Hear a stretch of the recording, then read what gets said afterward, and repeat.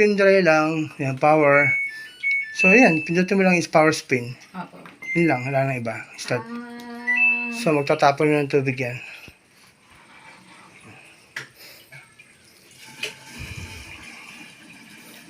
Power spin.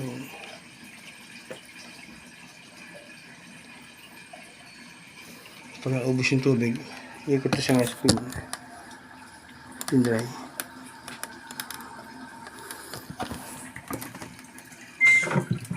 Ito po, hindi pa naman kailangan ng cleaning nito. Malinis pa to. Pero po, pwede nyo rin gamitan ng ano.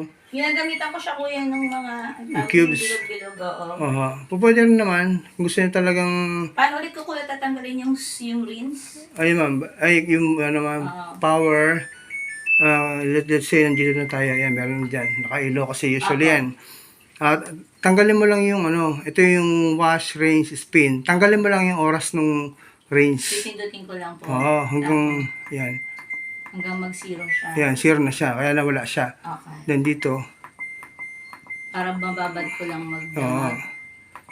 Yan, then nakailaw lang, yung wash lang. Sige. Ito, spin dry. Malaga to kasi yung ano, yung babad para lulusawin niya yung mga dumi. Yung mga iba, ginagamitan ng baking soda, ng suka. Pero iba talaga yung formula. Tsaka mabaho yun. Oo, hindi ko rin ginagawa. Ako yung mga bilog-bilog yan ganyan. Kaya sa SNR may nabibili kasi ganyan. Kailangan kasi ibabad mo. Iba kasi sabi hindi raw effective. Hindi live na babad. Kailangan ibabad mo para palambutin niya yung mga dumi.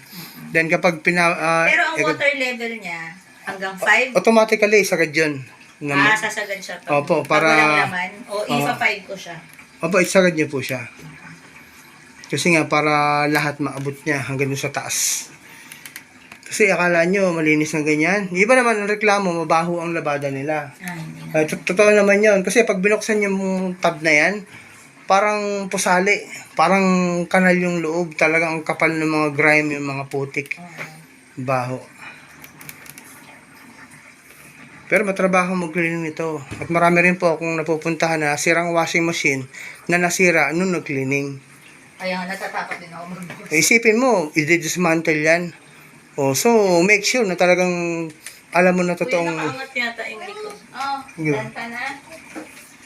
Yun. Yung likod ko yun, nakaangat na ka. Ito. Enough na naman na too much. Sakit na lang mo. Wait lang ha.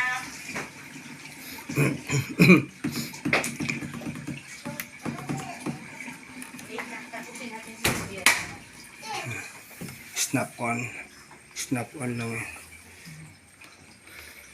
May mga napuntahan akong ganito na ipinul out, ikinlining din nila sa shop. Pagbalik may problema na. Ang problema, ang ano niya, ang hinala niya, pwedeng may napalitang pyesa. Wala naman sa ebidensya. Pero ang problema, maingay na yung washing machine niya kapag umikot. Na dati hindi naman.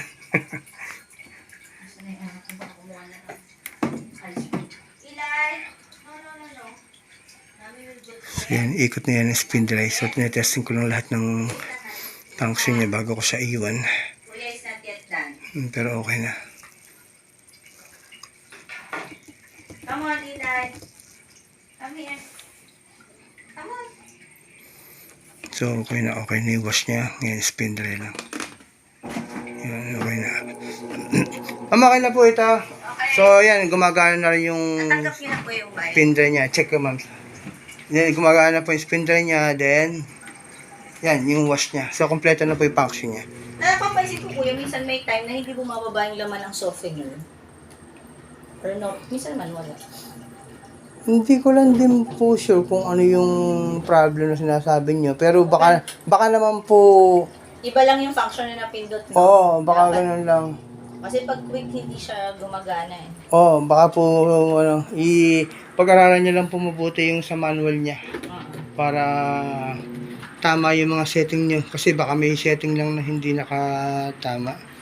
Kasi dito lang din naman yan eh. O baka naman, minsan kasi, Yan o, hindi siya, hindi ako lang naglaban yan. Nandyan pa siya. hindi ka, baka naman wala pa siya sa, ano, sa rinse. Dapat kasi dumaan siya ng rinse function eh. Tatapon ko na lang.